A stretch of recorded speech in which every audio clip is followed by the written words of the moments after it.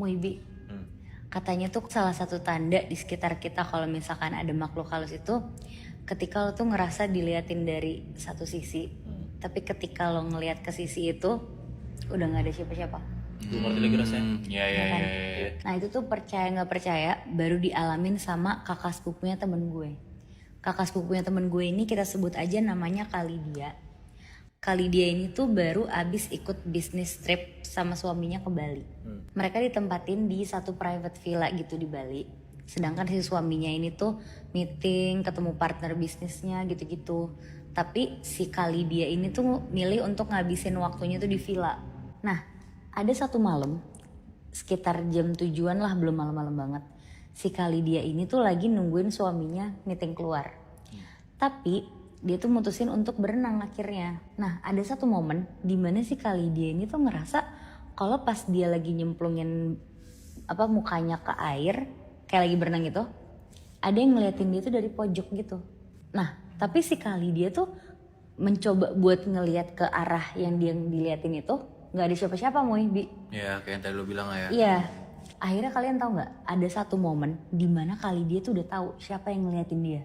Jadi dia tuh kayak berenang, dia masukin kepalanya ke dalam air, terus dia ngeliat keluar lagi. Nah pas dia keluar dari air, dia tuh ngeliat jelas banget Bi. Ada anak kecil jongkok di pojokan. Anak kecil tuh botak sambil melet ke dia. Tuyul. Kayak tuyul gitu Mui. Anjing. Cir. Dia bener-bener langsung selesai, langsung nyamperin suaminya. Tapi pas dia udah samperin suaminya, dia tuh gak cerita apa-apa ke suaminya. Malam harinya pas abis nyamperin suaminya, mereka berdua kayak pillow talk gitu lah. Nah abis itu posisi yang di kiri itu tuh si Kalidia. Nah yang di kanannya ini tuh si suaminya. Jadi setiap ngobrol sama Kalidia tuh si suaminya ngeliat ke arah kiri gitu kan. Nah ada sesekali dimana si suaminya ini tuh kalau lagi ngobrol ngeliatnya ke arah kanan terus. Pokoknya kayak ada beberapa kali nengok ngobrol ke Kalidia terus ngeliat ke kanan. Ngobrol liat ke kanan. Oh ini berarti kayak agak-agak buang muka gitu ya? Iya, terus si Kalidianya nyadar lah di situ. Terus dia ngomong, ngapain sih ngeliat-liat ke arah sana mulu? Emang ada apa sih di atas lemari? Jadi posisinya tuh ada lemari tuh di situ. Terus si suami ini ngomong, iya aku ngerasa di atas itu tuh kayak ada yang ngeliatin dari tadi. Nah ini kan momennya persis sama kayak apa yang dia rasain di kolam renang itu kan, yang akhirnya dia ngeliat tuyul itu kan. Akhirnya setelah itu mereka berdua tidur lah. Si suaminya tidurnya pules banget. Sedangkan gantian si Kalidia nggak bisa tidur. Karena apa? Karena si Kalidia tuh ngerasa dia tuh diliatin. Akhirnya dia ngeliat lah ke atas lemari. Mau bener aja, si tuyul itu ada lagi di sana. Lagi jongkok, melet sambil ngeliatin si Kalidia itu. Tapi Bi, nggak berhenti sampai situ doang. Anjing belum? Belum. Si tuyul ini dari atas lemari loncat ke badannya Kalidia. Anjir. Bener-bener loncat ke badannya. Terus habis itu Kalidia langsung teriak-teriak lah histeris dan langsung minta pulang ke Jakarta di detik itu juga. Oh shit. Temen gue punya om, dan ternyata omnya temen gue itu abis ketahuan selingkuh dan dia dapat ganjaran lebih. Nah, ganjarannya dia merasakan hal mistis. Oh, oke. Sebut aja nama omnya temen gue itu Pak Ridwan ya, sama istrinya nih. Jadi Pak Ridwan sama istrinya itu emang kerja, beda lah kantornya, dan mereka itu tinggal di apartemen. Pas banget di hari itu, Pak Ridwan itu beres kerja sekitar jam 1-an siang. Dan istrinya itu belum pulang tuh, masih kerja. Ternyata pas di hari itu, pas si Pak Ridwan itu lagi kerja dan pulangnya cepet, dia tuh bawa dalam tanda kutip selingkuhannya. Bawa cewek dan dia melakukan sesuatu lah di apartemennya itu. Dan berhubungannya itu di kamar tempat dia suka tidur sama istrinya. Di kamar dia sendiri? Di kamar dia sendiri. Gokil. Singkat cerita, sekitar jam 5 jam 6-an istrinya pulang, ngobrol-ngobrol bentar, istrinya bilang, "Mas, aku tidur duluan ya." Sekitar jam 9 malam. Tidurlah istrinya, si Pak Ridwan nonton TV biasa, hai sendiri, sebat segala macam. Sampai sekitar jam 11-an, Pak Ridwan mau tidur. Pas Pak Ridwan mau tidur dan dia masuk ke kamar, dia tuh lihat istrinya tuh tidur, matanya merem, tapi dia senyum Nat. Senyumnya tuh lebar gede kayak lebar banget tapi merem. Sampai akhirnya Pak Ridwan tuh ngebelakangin istrinya. Jadi kayak mantapin gitu loh Biar nggak takut ya? Biar nggak takut. Oke. Tidurlah tuh. Sekitar jam 11 jam 12-an malam, tiba-tiba Pak Ridwan tuh kebangun karena denger kayak ada gerasak-gerusuk itu di kasurnya. Pas dia melek, Pak Ridwan tuh denger kalau misalnya di belakang dia itu ada suara cewek ketawa Nat. Anjing. Suara cewek ketawa dan dia tuh deg-degan banget dengernya. Kayak tiba-tiba ada suara cewek ketawa. Dia beraniin diri buat ngecek ke belakang. Nengok dia ke belakang. Pas dia nengok ke belakang, dia ngelihat ada kayak sosok cewek, rambutnya panjang, dan cewek itu ngomong, udah ngaku aja. Ih, Wah bangsa. gila. Brengsek kan? Anjir. Dan ternyata, usutnya usut, cewek yang dilihat sama Pak Ridwan itu adalah kodam mungkin ya, kodam si istrinya yang ternyata dia tuh nggak terima kalau misalnya si istrinya ini diselingkuhin sama Pak Ridwan. Berarti yang balas dendam bukan istrinya tapi kodamnya yang tahu. Iya. Gue mau cerita tentang kejadian, ada satu orang yang naik taksi dan si supir taksinya tuh nangis tiba-tiba Nat, karena satu kejadian nyeremin banget. Kenapa? Nangisnya di depan si orang ini, si customernya. Jadi anggap aja nama si customer namanya Teddy. Teddy itu pulang dari kantor jam 11-an dan dia itu harus pulang cepet lah, makanya dia naik taksi. Kalau misalnya mau pulang, rute tercepatnya itu kalau misalnya lo tahu di bawah stasiun Cawang itu kan ada terowongan. Nah tuh biasanya dia motong situ tuh, terowongan stasiun Cawang. Iya. Tahu. Ada taksi, dia naik, di jalan tuh masuk ke stasiun Cawang, pas di terowongannya tiba-tiba si supirnya ini nih, supir taksi nih, tiba-tiba kayak ampun, Ih. ampun gitu. Pas makin masuk ke terowongan dia bilang kayak ampun, sampai nangis. Kenapa? Pas tiba-tiba nangis, si Teddy tuh ngeliat ada kayak orang mau ditabrak sama si taksinya. Marah lah si Teddy bilang kayak, "Mas, nyetirnya bener dong Mas, udah malam nih." Terus si supir taksi cuma bilang kayak, maaf Pak, maaf ya Pak," gitu. Nah pas udah lewat stasiun Cawang itu, lewat si terowongannya, ditanya lagi sama Teddy, "Pak, kenapa sih Pak tadi sebenarnya?" Karena kan sampai si tiba-tiba supir taksi nangis gitu kan, sampai minta ampun. Si supir taksi bilang lah kayak, "Mas, jadi beberapa hari lalu saya itu habis nabrak orang. Nabrak orangnya tuh di dalam terowongan stasiun Cawang itu. Oke. Nah setiap saya berangkat dan pokoknya setiap saya pergi deh Mas, saya lewat stasiun Cawang itu, di terowongannya, saya tuh selalu digangguin sama si sosok cewek ini. Yang Orang yang ditabrak, iya. Nah makanya tadi pas di dalam terowongan Mas, makanya saya ketakutan, saya ampun sampai nangis kan. Si cewek ini selalu gangguin saya dan dia tuh duduk selalu di kursi belakang. Jadi kayak si supir ini bilang kayak, selama tadi lewat di stasiun Cawang itu Mas, di terowongannya, si sosok cewek yang saya tabrak itu duduk di sebelah Mas. Aduh, nih. Makanya saya takut. Saya udah minta maaf Mas, saya udah yasinin, saya udah bener-bener kayak, ya karena saya takut pas kejadian saya tuh kabur, kata supir taksi kayak gitu. Saya kabur dan saya nggak berani buat ngebantuin. Tapi saya minta maaf kok Mas, saya ngedoain segala macem, tapi saya selalu digangguin Mas, udah berhari-hari, kata supir taksi kayak gitu. Nah singkat cerita akhirnya si Teddy nyampe rumah dan si Teddy nenangin lah si supir taksi ini, bilang kayak, "Ya udah Mas, baca doa aja, sholawatin aja, zikirin aja, ya Mas sholat tobat lah biar siapa tahu si sosok arwah ini tuh pulang dan gak gangguin Mas lagi." Pas Teddy mau cabut, si supir taksi bilang kayak, "Yaudah Mas, kayaknya saya harus lapor polisi deh, saya harus nyerahin diri aja deh biar saya tenang, karena saya mikir kalau misalnya saya sholat tobat aja nggak bisa nyelesain masalah ini, ya mungkin saya harus masuk penjara." Gue punya cerita Moebi tentang salah satu anak panti asuhan yang ketemu dalam tanda kutip ibu aslinya selama dia tinggal di panti. Jadi cerita kali ini terjadi di satu panti asuhan yang ada di daerah Jawa Tengah. Gue gak bisa sebutin daerah spesifiknya. Kejadian itu sekitar tahun 2005-an dan panti asuhan ini tuh isinya gak terlalu banyak lah, kira-kira cuma 20 orangan. Dan mayoritas tuh anak-anak umur 7-10 tahun. Tapi ada 3 perempuan yang udah deket banget karena mereka dari bayi tuh di panti asuhan ini. Namanya kita sebut aja Nabila, Lala, dan Nindi. Mereka bertiga tuh seumuran dan jadi yang paling muda di panti ini. Berarti sekitar umur 7 tahunan. Kegiatan mereka sehari-hari di panti itu tuh ada waktu belajar, waktu makan, dan waktu main.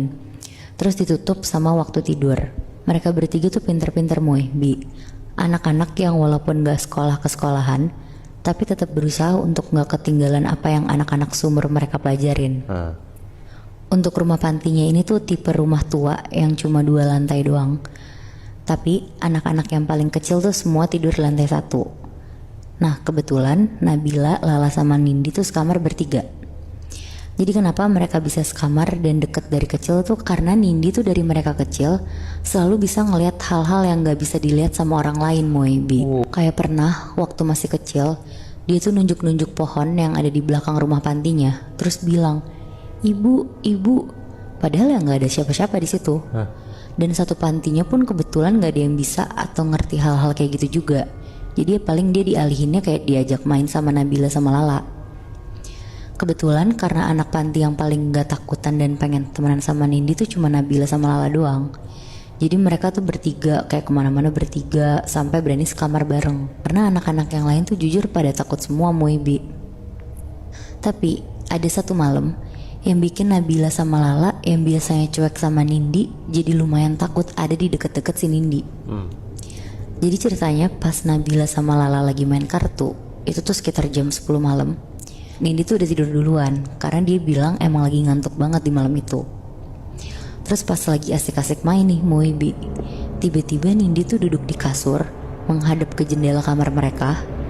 Jadi posisinya itu tuh kamar mereka tuh jendelanya ngehadap ke arah taman belakang. Dan gordennya tuh warna putih tipis tapi masih bisa kelihatan keluar gitu loh. Iya. Terus Nabila sama Lala tuh posisinya duduk di lantai di dekat pintu. Kan Nabila sama Lala tuh hadap-hadapan ya. Jadi otomatis salah satunya si Lala ngelihat ke arah jendela dan Nabila ke arah pintu kan. Nah Lala tuh di situ ngelihat Nindi kayak lagi dadah-dadah tapi ke arah jendela itu. Tapi pas Lala pastiin lagi tuh nggak ada siapa-siapa di situ. Akhirnya Lala teriak lah, Nindi kamu dadah-dadahin siapa sih? Nindi tuh langsung nengok ke Lala sambil jalan ke arah pintu. Terus bilang, sebentar ya aku dipanggil. Aduh. Wow. Terus Nindi langsung lari tuh keluar kamar. Nah di situ posisinya Nabila sama Lala tuh nggak berani buat ngikutin si Nindi karena ya yang pertama itu udah malam banget dan pasti dimarahin ibu panti juga kalau misalkan mereka tuh ketahuan belum tidur kan. Akhirnya mereka tuh karena penasaran cuma berani ngelihat keluar jendela doang. Mereka nengok kanan kiri bener-bener nyariin orang karena mereka tuh ngiranya di luar ada orang yang dadahin Nindi. Iya. Tapi tuh nggak ada Moebi.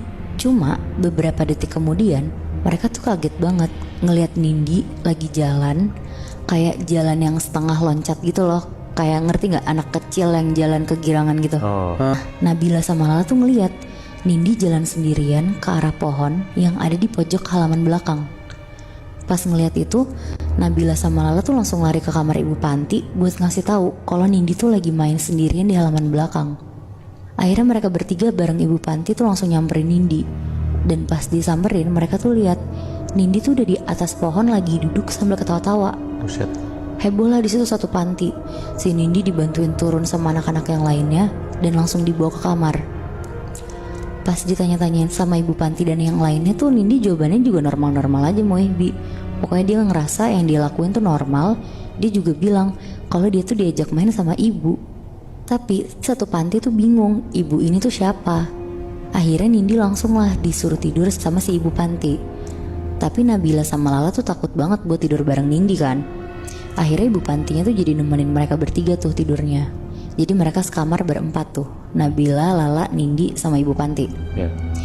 Dan karena ibu panti itu takut Nindi keluar kamar lagi, jadi kamarnya tuh dikunci dan kuncinya tuh dicopot terus disimpan lah sama si ibu panti ini. Nah sekitar jam 12 malam mereka semua tuh mulai tidur. Posisi lampu tuh mati semua. Dan pas udah tidur, tiba-tiba tuh gak lama ada suara tuh kayak cetek-cetek, kayak kerikil yang dilempar ke jendela gitu Moebi. Yang pertama kebangun tuh Nabila. Dia ngucek-ngucek mata terus ngeliat ke sebelah kirinya karena di kirinya dia tuh Nindi. Tapi gak ada tuh si Nindi di kasur itu.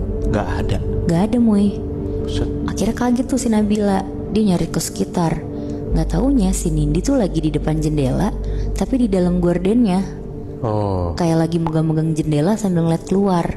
Karena ada ibu panti juga, jadi Nabila berusaha gak peduli lah sama apa yang dilakuin si Nindi karena udah males kan. Dia balik badan terus dia berusaha tidur. Tapi pas Nabila merem, dia tuh dengar ada suara ketawa Mbak Kunti. Suaranya tuh jauh banget kedengerannya. Terus karena si Nabila ini panik sama takut, dia berusaha lah untuk makin meremin lagi. Tapi gak lama dia tuh dengar si Nindi ini teriak, Ibu, jangan pergi, ibu sini. Nah karena si Nabila gak kuat, akhirnya dibangunin lah si ibu panti sama si Lala. Pas dibangunin dan mereka berdua kebangun, pas buka mata mereka bertiga tuh ngeliat ada Mbak Kun lagi gendong Nindi sambil Nina boboin si Nindi. Wah Di dalam kamar. Di dalam kamar itu Moe. Aduh gue merinding banget. Fuck. Wah di situ langsung lah semuanya lari dan si ibu panti ini tuh masih berusaha nyari kunci yang dia simpen di saku celananya dia. Karena nyarinya sambil panik, jatuhlah itu kunci ke kolong tempat tidur. Dengan posisi masih sama, Nindi tuh ngomong, "Ih jangan takut, ini tuh ibu aku." Bu Panti tuh sambil ngambil kunci, berusaha buka pintunya dan keluar bareng lah sama si Nabila sama Lala. Di situ Nabila sama Lala jerit-jerit sambil nangis-nangis ke Ibu Panti, sampai satu panti tuh keluar dari kamar semua. Akhirnya karena suasana panti jadi nggak kondusif, besok paginya tuh Ibu Panti langsung ngehubungin kerabatnya yang lumayan paham lah sama hal-hal yang tak kasat mata kayak gitu. Dan pas Nindi dipanggil dan dibacain, ternyata Moibi, sosok Mbak Kun yang dipanggil ibu sama Nindi itu tuh beneran ibunya Nindi yang udah meninggal 7 tahun lalu karena kecelakaan bareng Nindi pas Nindi masih bayi. Jadi Nindi tuh emang dititipin di situ sama orang yang nolongin ibunya Nindi karena ibunya tuh meninggal di tempat lah satu keluarga kecuali Nindi. Akhirnya tapi setelah kejadian itu Nindi tuh langsung ditutup mata batinnya dan setelah itu tuh nggak pernah ada lagi tuh kejadian Nindi ngeliat hal-hal gaib lagi. Aduh kasihan sih. Gue ngebayangin jadi teman-teman si Nindi kayak akhirnya lo ngelihat sosok yang dilihat sama temen lo yang biasa kayak lo nggak pernah ngeliat gitu loh, Bi. Benar. Kayak ada sosok Kunti depan mata lo, anjing gue ngeribet. Iya, tapi maksud gue kasihannya tuh ya gue nggak tahu apakah memang Nindi mau apa enggak ya untuk ngeliat itu karena kan ya itu nyokapnya sendiri gitu loh. Maksud gue entah itu serem atau memang semua orang takut, ya kita kan sebagai orang juga nggak tahu ya sebenarnya si anaknya itu mau nggak sih tetap ngelihat nyokapnya yang bentuknya kayak Kunti gitu.